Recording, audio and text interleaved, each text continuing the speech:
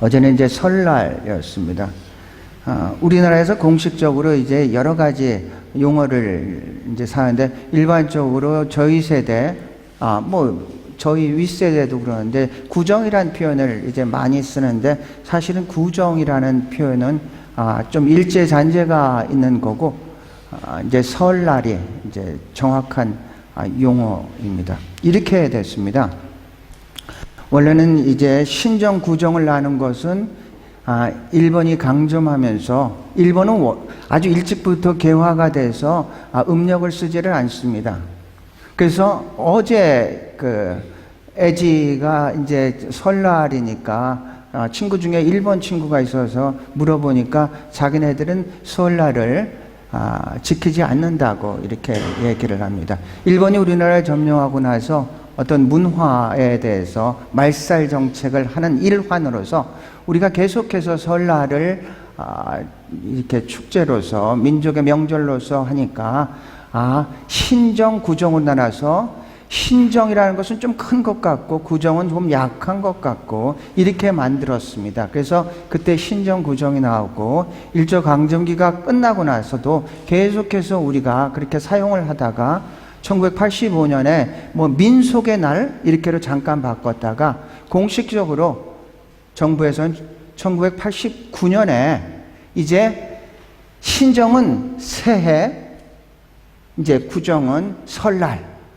이렇게 이제 바꿨습니다. 정확하게 얘기하면 이렇습니다. 새해는 양력 1월 1일이고 설날은 음력 1월 1일 날입니다. 그러니까 신정이라고 얘기를 하면 이제 어떤 그레고리역에 의해 가지고 1월 1일 새로운 시작이라고 하고 올 수 있고, 이제 설날이라고 하면 이제 달을 중심으로 해서 우리나라 어떤 음력을 중심으로 해서 이제 새로운 시작이라고 얘기할 수가 있습니다. 그래서 2024년은 갑진년. 이 끝에 너무 강조를 하면 조금 어감이 그런 것 같아요. 갑진년. 이렇게 하면 좀 괜찮은데, 갑진 하면은 기분이 나쁜 분들이 좀 있을 것 같아가지고, 갑진년, 푸른 청룡의 이제 해라고 얘기를 합니다. 기독교에서는 용 자체가 어떤 사탄을 의미하기 때문에 별로 거기에 대해서는 강조를 하고 있지 않습니다. 어쨌든 간에 새로운 시작을 얘기를 하고 있습니다. 하나의 새로운 시작을 이야기를 하고 있습니다. 인생을 이렇게 얘기를 하는 분들이 이제 있습니다. 인생이라는 것은 이게 황량한 광야에 길을 걷는 것과 같고, 망망한 태양에 항해하는 것과 같다, 이렇게 됩니다. 황망한 광야입니다. 광야. 한치 앞에 어떤 일이 일어날지, 누가 기다리는지 우리는 잘 모르죠. 그것이 우리의 시공간의 이제 한계이기 때문에 그렇습니다. 우리가 지금 성경으로서 지금 민수기를 읽고 있습니다.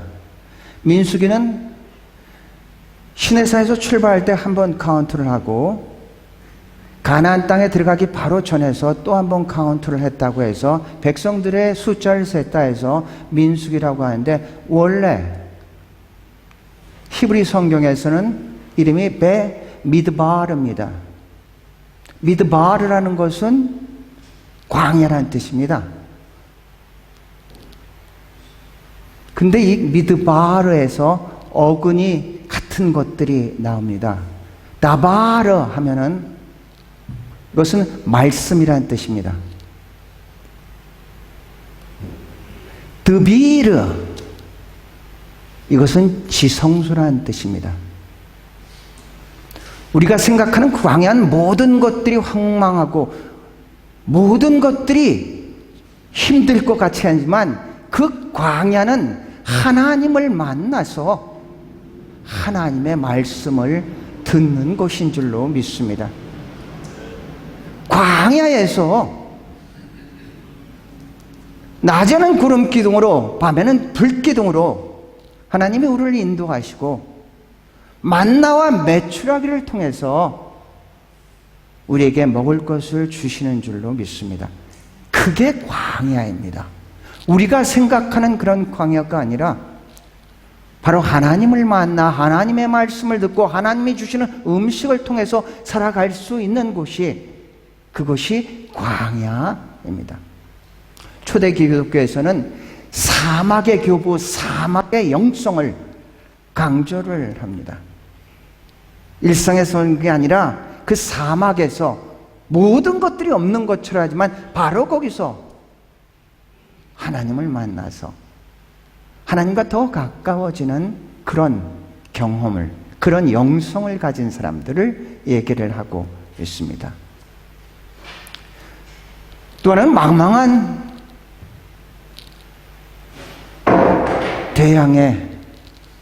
대양을 항해하는 것과 같아요. 지금의 GPS가 발달돼가지고 뭐가 있는지 어떤 일이 일어나는지 다 이제 알 수 있지만 사실은 인생길은, 인생의 항해는 그렇지가 이제 못하다는 얘기입니다.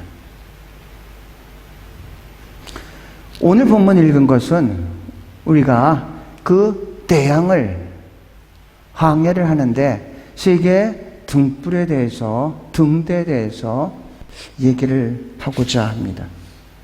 우리는 이리와 편주에 배를 타고 어떤 일들이, 어떤 사태가 한 치 앞도 바라보지 못하는 그런 대양을 항해하는 것과 같은 그런 인생살이라는 얘기입니다. 우리 힘으로 할 수 있는 것들이 너무 한계적이죠. 그래서 우리는 첫 번째 오늘 본문에 대해서 세 가지의 등대를 여러분에게 소개를 하고 그 등대를 의지해서 우리가 2024년 갑진년을 그 등대 빛에 이끌려서 승리의 삶을 살아갈 수 있는 우리가 될 수 있기를 축복합니다. 지난주엔 통풍 때문에 엄청 힘들었습니다. 주일날도 그랬고, 보통 우리 조부교님이 주는 약을 먹으면은 한 3, 4일이면 낫는데, 그런데 이번에 통풍은 아주 세게 왔는지 수요일까지 수요 예배를 드릴 때도 굉장히 쩔뚝쩔뚝하면서 예배를 인도를 했습니다. 주부님께서 어떠냐고 해서 목요일 날 아침에 전화가 왔습니다. 지금 증상이 어떠냐고. 그래서 물어보길래 이제 대답을 했어요. 괜찮습니다. 그랬더니 사실은 괜찮지는 않았죠. 그런데 더 이상의 말씀을 드릴 수가 없었습니다. 왜냐하면은 주부경이 조심하라고 했는데 목요일 날에 중요한 약속이 있었습니다. 그 약속이 이게 내부에서, 이 시드니에서 하는 일이면 괜찮은데 그게 아니라 우리가 알고 있는 크리스천 리뷰의 그 발행인이 이제 권순영 발행입니다. 이분은 사진 전문가입니다. 이민도 사진으로 올 정도로 아주 사진에 대해서 탁월한 분인데, 이분이 중심으로 해서 목사님들 한 6, 7명 정도가 사진 클럽이 있습니다. 그런데 지난 목요일 날 그 사진 클럽에서 노라 헤드와 디엔트런슨과 롱 제티를 이제 가야 되는 그런 스케줄이 있었고, 한 달 전에 전해줬습니다. 그래서 이제 준비를 이제 하는데, 그런데 제가 아프니까 가서는 안 되는데, 그런데 문제는 뭐냐면은 제가 다음 호 카바 스토리를 이거를 쓰기로 약속을 했습니다. 그래서 그냥 만약에 참석하는 것 같으면 안 했으면 되는데 안 할 수가 없는 그런 처지에서 어쩔 수 없이 이제 가게 됐습니다. 이제 조금 평상시보다는 힘들었지만 그래도 굉장히 의미 있는 시간들이 있었습니다. 어느 정도로 의미 있었냐면 오늘 설교가 바로 그 이야기와 연관이 될 정도로 의미가 있었습니다. 노라에 대감은 등대가 이렇게 있습니다. 이 등대는 1903년에 만들어졌습니다. 거기 등대까지 올라가려면 입장료가 있는데, 이제 거기 등대에서 이제 올라가서 이제 계속해서 안내원이 이야기를 합니다. 저희들 그룹과 저희들이 5명인가 갔는데 저쪽에서 피닉스라는 디세이블 그룹이 와서 한 10명 정도가 이제 같이 올라갔습니다. 계속해서 안내원이 이제 이 등대 역사, 왜 이 등대가 지어졌는지 여기에 노라 헤드에 대해서 이제 설명을 이렇게 해줬습니다. 뉴카슬부터 시드니까지 그 전에 4개의 등대가 있다고 합니다. 뉴카슬은 여러분이 아시는 것처럼 이 호주 내에서 이 석탄 광산이 아주 잘 발달된 그런 곳입니다. 당시에 시드니에 석탄으로 전기를 일으키는 곳이 3곳이 있었다고 합니다. 대부분의 석탄은 뉴카슬부터 배를 타고 시드니로 이렇게 오는데, 이게 등대가 없다 보니까 굉장히 어려움을 겪게 돼가지고 그 중간에 위험한 지형들마다 이제 등대를 설치를 했는데 그게 4군데 있다고 합니다. 이 등대는 27m, 그리고 1903년에 만들어졌습니다. 우리는 항해를 하면서 여러 가지 많은 어려움을 겪죠. 믿음의 등대는 우리를 구원으로 인도합니다. 에베소 2장 8절부터 9절을 보면은 너희는 그 은혜에 의하여 믿음으로 말미암아 구원을 받았으니 그 은혜로 인한 믿음으로 말미암은 겁니다. 우리가 가지고 있는 믿음도 우리가 노력해서 우리가 뭐 열심히 뭐 해서 하는 게 아니라 그 은혜로, 자격 없는 자에게 조건 없이 주시는 하나님의 은혜로 받은 그런 믿음이라는 거예요. 너희가 은혜로 인한 믿음으로 말미암아 구원을 얻었나니 이것은 너희에게서 난 것이 아니라 하나님의 선물이라는 얘기입니다. 은혜와 선물은 같습니다. 상은 여러분이 자격이 있었을 때 받지만 선물은 그럼에도 불구하고 주시고자 하는 분이 줄 때 받을 수가 있는 것입니다.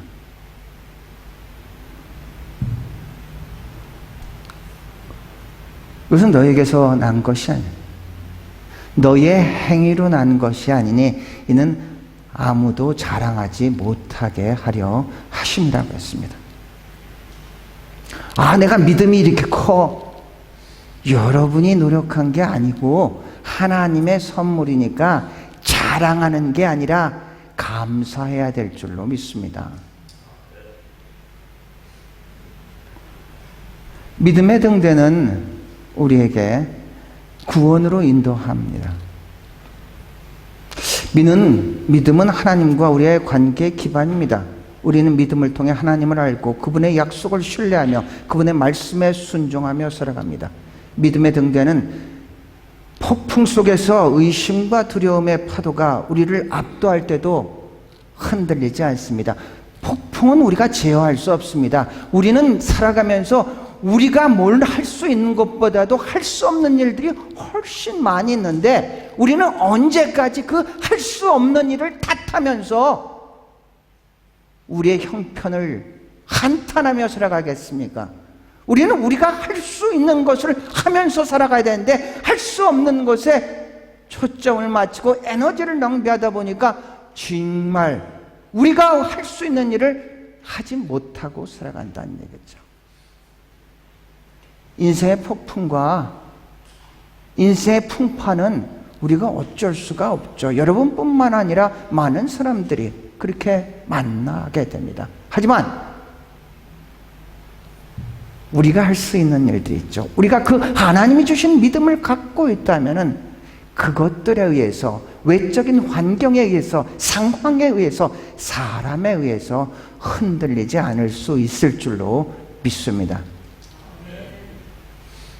우리는 믿음의 선조를 생각할 때는 언제나 아브라함을 생각합니다. 아브라함은 기독교뿐만 아니라 유대교, 무슬림도 같습니다. 이 세 종교가 만나서 이야기를 하려면은 아브라함까지만 얘기를 하면 이야기가 통합니다. 캔터베리에 있을 때 종교 화합을 위해서 무슬림도 왔고, 그리고 가톨릭도 있었고, 저도 갔었고, 그대로 유태인들도 왔었습니다.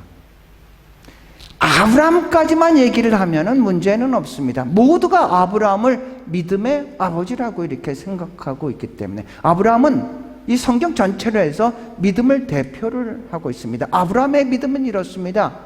창세기 12장에 보면 아브라함은 본토와 친척과 아비 집을 떠나 내가 내게 지시할 땅으로 가라. 미래적인 겁니다. 가나안 땅으로 그러지 않았습니다. 그냥 무조건 떠나면 내가 내게 지시할 거니까 그때 알아서 가면 돼. 목적지도 없이 하란에서 일어나서 롯을 데리고 그렇게 출발을 했던 겁니다. 내가 내게 지시할 땅으로 가라. 그 정도의 믿음이 있었습니다. 절대로 아이를 낳을 수가 없는 그 순간에도 하나님을 믿고 결국은 그 약속대로 100세 때 이삭을 낳게 됩니다. 그것뿐인 줄 아십니까? 우리에게 가장 아브라함의 믿음의 하이라이트는 창세기 22장입니다. 100세 때 그 난 아이를 하나님이 그 아이를 제물로 달라고 이렇게 해서, 당시에 아브라함은 헤브론에서 살았습니다. 헤브론에서 예루살렘까지 3일 길을 걸어서 이삭과 종을 데리고 갔습니다.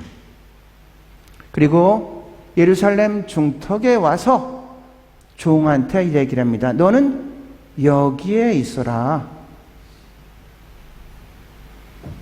이삭과 내가 올라가서 우리가 다시 내려올 것이다. 22장 5절에 우리가 다시 내려올 것이다. 이렇게 표현을 합니다. 자, 분명히 아브라함 이삭을 드리는 건데 자기 종한테 우리가 다시 내려올 것이다. 이 아브라함의 믿음을 히브리서 11장 17절에 이렇게 얘기를 합니다. 그가, 아브라함이죠, 하나님이 능히 이삭을 죽은 자 가운데서 다시 살리실 줄로 생각하였다. 아브라함한테는 부활의 신앙이 있었습니다. 부활의 신앙이 신학에서 생긴 게 아니라 아브라함, 믿음의 아버지인 아브라함 자체가 부활의 신앙을 갖고 있었다니. 이게 이삭을 죽일지라도 하나님은 분명히 이 이삭을 다시 살릴 거라는 그런 부활의 신앙을 아브라함이 갖고 있었답니다. 그래서 아브라함은 믿음의 아버지입니다. 여기서는 등대 밑에, 그 밑에 이제 워닝, 등대 맨 위에 있는 것뿐만 아니라 등대를 키면은 이게 지금은 자동으로 돼가지고 이제 특별히 등대지기가 올라가고 뭐 그런 거는 없습니다. 그것은 물론 관리하는 사람들은 그 밑에 있습니다. 등대를 키면은 한 50km까지 이 빛이 나간다고 합니다. 그 근처에서는 바위가 굉장히 많아서 접근을 하면은 굉장히 위험합니다. 그것을 방지하기 위해서 그 밑에다가 빨간 조그마한 등대로 해서 근처를 접근하지 못했게끔 이제 워닝 등대가 저렇게 있습니다. 믿음의 등대는 우리를 구원으로 인도합니다. 우리가 믿음을 가졌기 때문에, 말씀을 믿고 믿음을 가졌기 때문에 그 말씀대로 순종하며 살아갈 수가 있습니다. 두 번째 등대는 소망의 등대입니다. 소망의 등대는 우리를 미래로 인도합니다. 소망은 우리의 어두운 순간에 빛나는 등대입니다. 로마서 15장 13절은 우리를 축복합니다. 소망의 하나님이 모든 기쁨과 평강을 너희가 믿는 가운데 너희에게 충만하게 하사 성령의 능력으로 소망이 넘치게 하시기를 원하노라. 소망은 단순한 감상적인 낙관주의가 아닙니다. 잘 되겠지 뭐, 내일은 뭐 좋은 일이 있겠지, 이런 게 소망이 아니란 얘기입니다. 소망은 하나님의 신실하심에 대한 뿌리 깊은 기대입니다. 이것은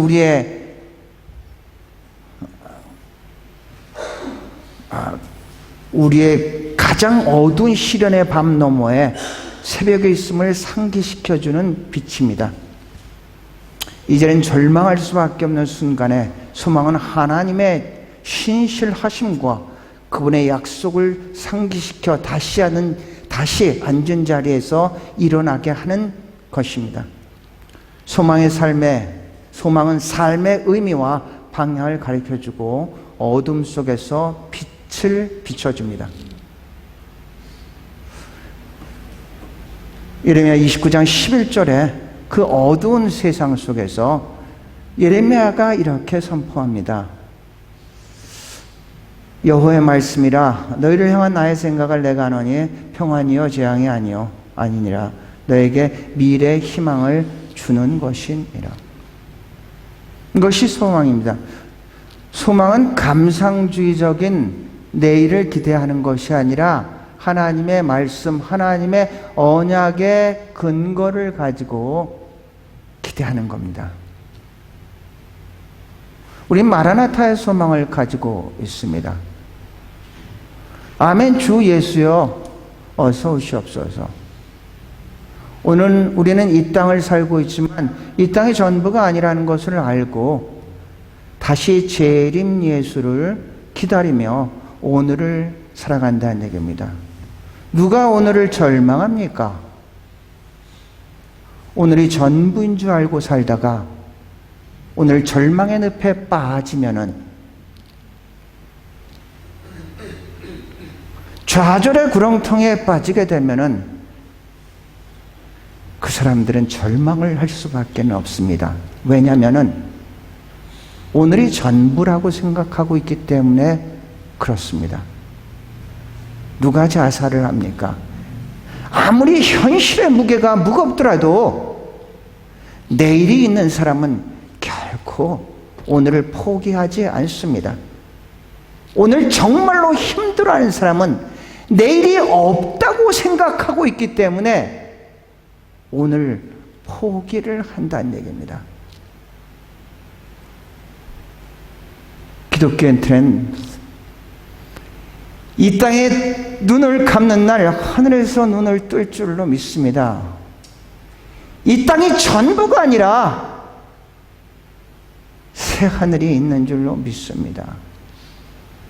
이 땅이 전부라고 생각하면 우리는 나이를 먹을수록, 시간이 흐를수록, 물질이 떨어질수록 우리는 점점 더 절망의 늪에 빠져들어갈 수밖에 없습니다. 하지만 우리는 마라나타의 신앙이 있습니다. 믿음이 있습니다. 소망이 있습니다. 이 그림을 여러분이 보신 적이 있을 겁니다. 브래들리 와츠라는 사람이 이 그림의 제목은 소망입니다.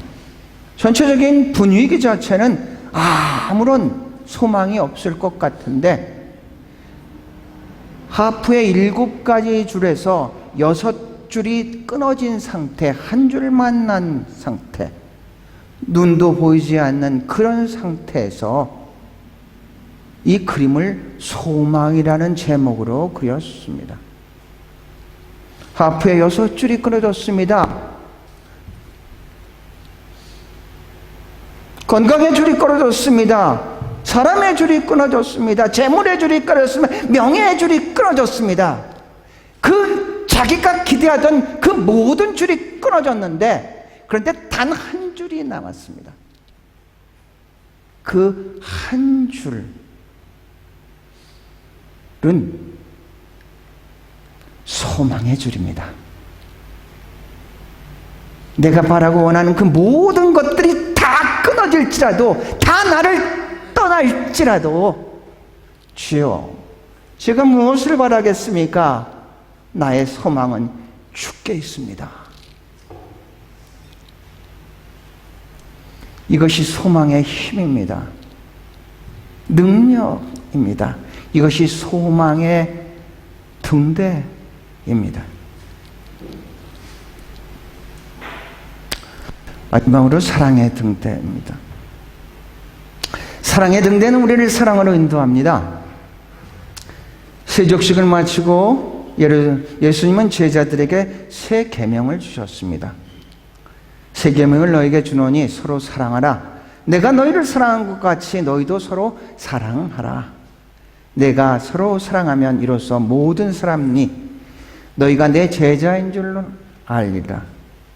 요한일서 4장 19절은 이렇게 합니다. 우리가 사랑하는 것은 그가 먼저 우리를 사랑하였습니다. 세족식을 마치고 새 계명을 주는데, 내가 너희를 사랑한 것처럼 너희도 서로 사랑하라. 너희가 서로 사랑하면서 그러므로서 너희가 내 제자임을 내가 알겠다. 요한일서 4장 19절에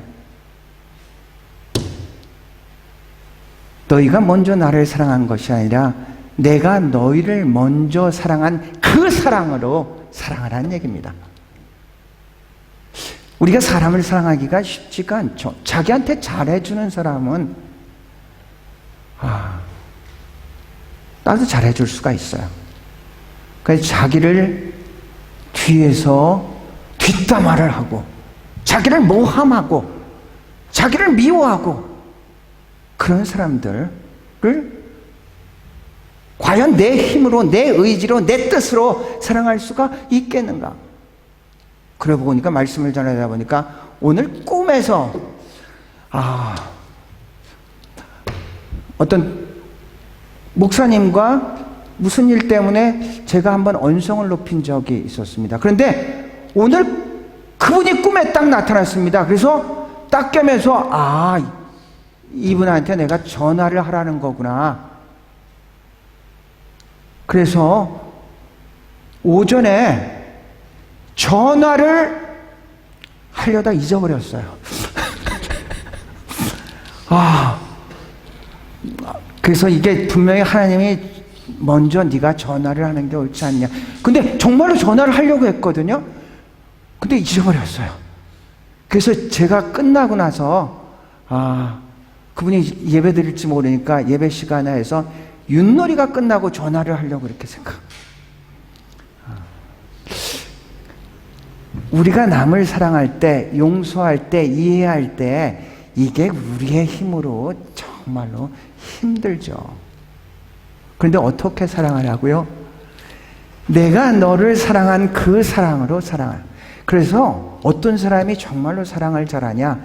하나님의 사랑을 충만하게 체험한 사람일수록 이웃을 사랑할 수가 있습니다.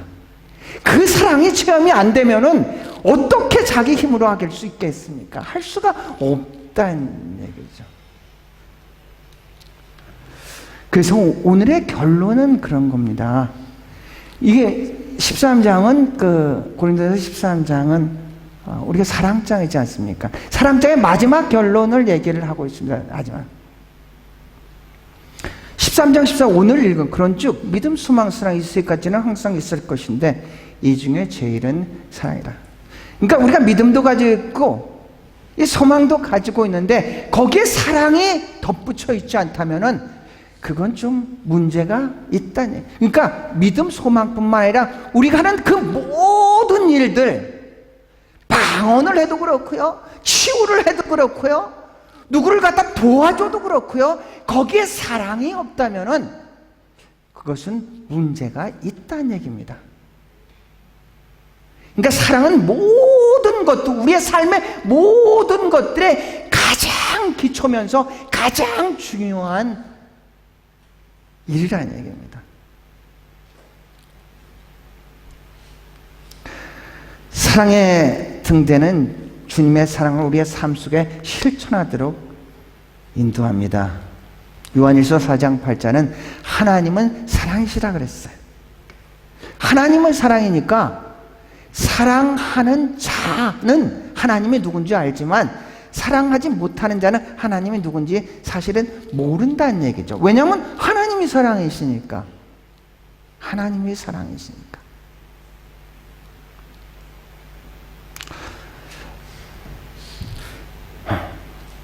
다 같이 한번 일어나 보실래요?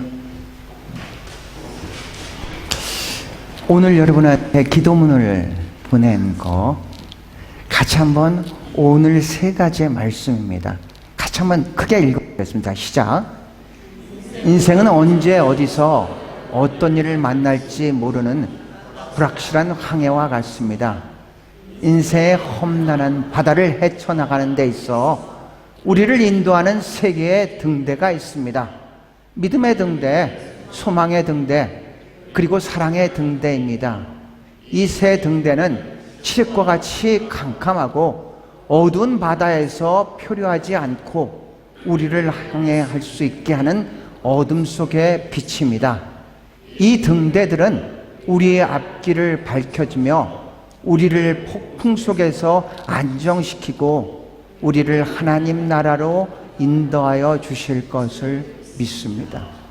사랑하는 성도 여러분, 2024년 갑진년, 믿음의 등대, 소망의 등대, 사랑의 등대의 인도함을 받아서 승리하는 한 해를 살아갈 수 있기를 주의 이름으로 축원합니다.